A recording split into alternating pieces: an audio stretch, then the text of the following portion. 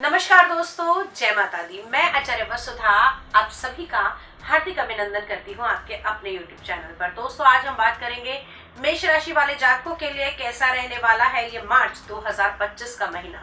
बड़े सारे परिवर्तन होने वाले हैं, संवत्सर का चेंज होगा। जी हाँ, इसी मार्च के महीने में आएंगे चैत्र मास के नवरात्रे और होगी हिंदू कैलेंडर के अनुसार नए वर्ष की शुरुआत।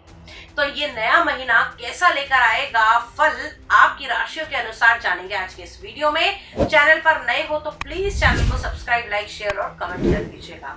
तो चलिए बात करते हैं मेष राशि वाले जातकों के लिए कैसा रहने वाला है। अगर हम बात करें हेल्थ की, तो हेल्थ की दृष्टि से इस माह में आपको उठ रही समस्याओं का सामना नहीं करना पड़ेगा, क्योंकि अभी मंगल तीसरे भाव में ही चल रहे हैं और तीसरा भाव काल पुरुष की कुंडली में मंगल का माना जाता है। यहाँ पर अगर हम बात करें तो यहाँ पर तीसरे भाव में मंगल का होना कहीं ना कहीं आपके दोस्तों के साथ, आपके मित्र संबंधियों के साथ आपको फिर से एक नई गेट टुगेदर कराने का मौका देगा। भाई का सहयोग इस माह में आपको पूर्णतः प्राप्त होगा। अगर किसी भी प्रकार की पारिवारिक अनबन चल रही थी तो उससे भी राहत मिलेगी। हेल्थ की दृष्टि से जिन लोगों को कहीं ना कहीं कमर से जुड़े हुए या फिर कंधों से जुड़ी हुई परेशानियां थी, उन लोगों को लाभ मिलता हुआ दिखाई देगा। सर्वाइकल स्पॉन्डिलाइटिस से परेशान लोगों के लिए ये महीना थोड़ा राहत भरा दिखाई देता है। अब बात करते हैं कुंडली के दूसरे भाव की, जहां पर देवगुरु बृहस्पति विराजमान है। तो दोस्तों, वाणी के स्थान पर ये देवगुरु बृहस्पति का गोचर आपके लिए बहुत ही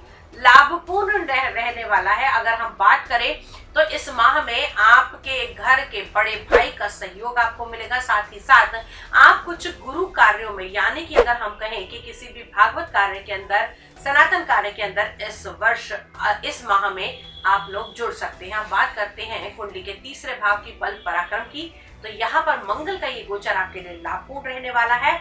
इस टाइम पीरियड के दौरान आपके दोस्तों के साथ में एक अच्छी समय की व्यतीत होना आपको दिखाई देता है। अब बात करते हैं कुंडली के चतुर्थ भाव के बारे में। दोस्तों, चतुर्थ भाव मानते हैं हम आप लोगों के सुख का स्थान, वाहन, मकान इत्यादि का। यहीं से हम माता का सुख भी देखते हैं और चतुर्थ भाव के स्वामी कहीं ना कहीं राहु से पीड़ित होते हुए दिखाई देंगे माह की शुरुआत में। और ये भी बता दूं कि इस माह के अंत में बनेगा काल सर्प दोष आपकी कुंडली में, जो काफी सारी चुनौतियों भरा हो सकता है। यहाँ पर जैसे ही राहु देव चंद्रमा को पीड़ित करेंगे, माता की हेल्थ में थोड़ी सी परेशानी आ सकती है और साथ ही साथ माह की शुरुआत में आप लोगों के मन पर भी खासा असर पड़ेगा। मन से जुड़ी हुई चीजों में, या फिर मैं कहूँ कि अगर आप बहुत लंबे समय से किसी चीज को खरीदने के बारे में सोच रहे थे तो उसमें कुछ रुकावटें आ सकती हैं। अब बात करते हैं कुंडली के पंचम भाव की, जहां पर स्थान से हम देखते हैं आपकी संतान की, आपकी शिक्षा की और साथ ही साथ आपके पेट के भावों की। तो यहाँ पर अगर हम बात करें तो इसके स्वामी है सूर्य देव, 11वें भाव में चल रहे हैं। बहुत ही अभी शुभ समय है, इच्छा पूर्ति का समय है। लेकिन 14 मार्च के बाद जैसे ही सूर्य का होगा राशि परिवर्तन और आपकी कुंडली के 12वें भाव में आएंगे, यहाँ पर शुरू होंगी आपकी चिंताएं। संतान से जुड़ी हुई चिंताएं इस माह में आपको हो सकती हैं 14 तारीख के बाद में। अगर हम इसे दूसरी दृष्टि से देखें तो ये रिजल्ट का टाइम भी रहेगा। आपको बहुत ज्यादा अपने बच्चों की रिजल्ट की टेंशन रह सकती है, खास तौर से शिक्षा के क्षेत्र में जुड़े हुए लोगों के लिए। जिन लोगों को बाहर जाने के लिए अब अप्लाई करना था, उन लोगों के लिए पर्याप्त समय है। पंचम भाव का स्वामी 12वें भाव में, जिसे हम विदेश का भाव भी बोलते हैं, बड़ी यात्राओं का भाव भी बोलते हैं, तो यहाँ पर आता हुआ दिखाई देगा। तो शिक्षा से जुड़े हुए बच्चे बाहर के लिए अप्लाई इस समय में कर सकते हैं। अब बात कर लेते हैं वहीं शेयर मार्केट से जुड़े हुए लोगों के लिए। तो शेयर मार्केट से जुड़े हुए लोगों के लिए ये मार्च का महीना उतार चढ़ाव भरा हो सकता है। इस महीने में राहु जहां पीड़ित करेंगे पंचम भाव के स्वामी को 14 मार्च के बाद, वहीं अगर मैं बात करूं तो यहाँ पर आकस्मिक धन देने की भी कहीं ना कहीं आपको इच्छा उनकी पैदा होगी। इससे शेयर मार्केट में उछाल अगर आप पाना चाहते हैं या अपने छोटे छोटे इन्वेस्टमेंट में बड़ा बड़ा फायदा चाहते हैं तो राहु के मंत्रों का जाप अवश्य कीजिएगा।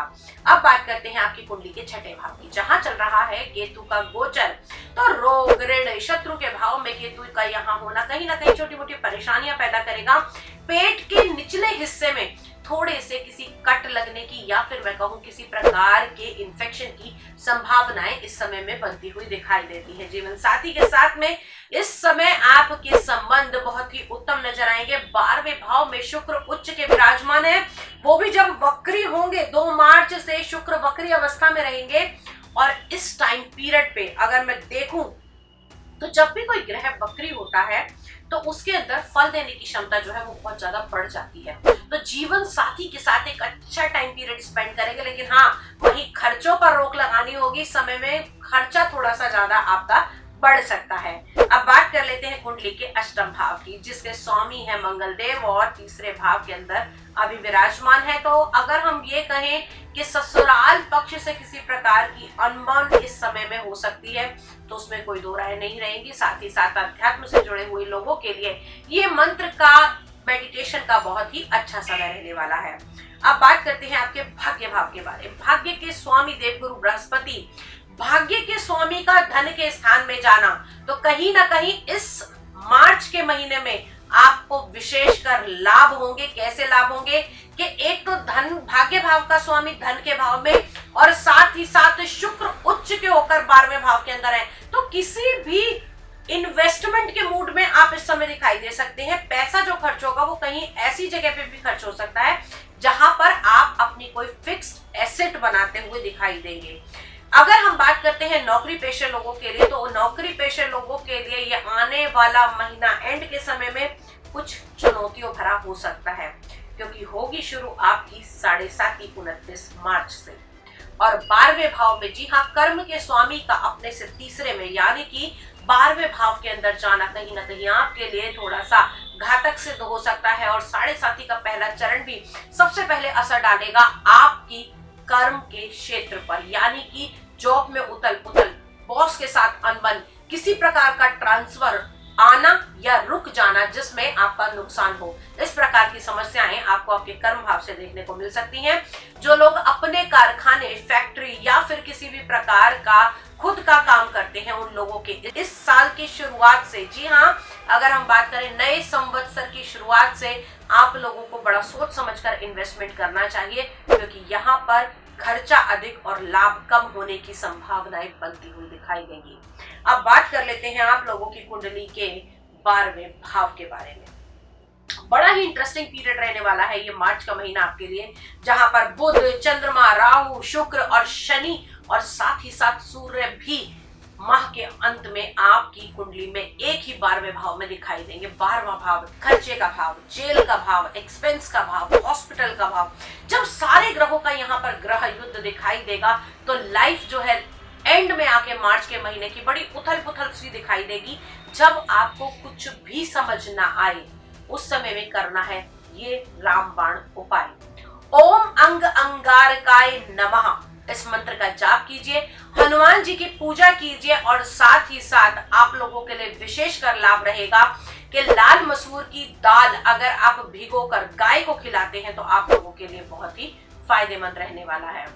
आपका समय शुभ हो, ये आने वाला महीना आपके लिए इन चुनौतियों से लड़ने के लिए आपको शक्ति दे, और साथ ही साथ ये मंत्र और उपाय आपकी लाइफ को और स्मूथ बना दे। लेकिन दोस्तों, ये है ओवरऑल प्रेडिक्शन, लेकिन हर व्यक्ति के अपने अलग ग्रह हैं, अलग राशियां हैं, अलग भाव हैं, और साथ ही साथ हर व्यक्ति के अलग कर्माज हैं।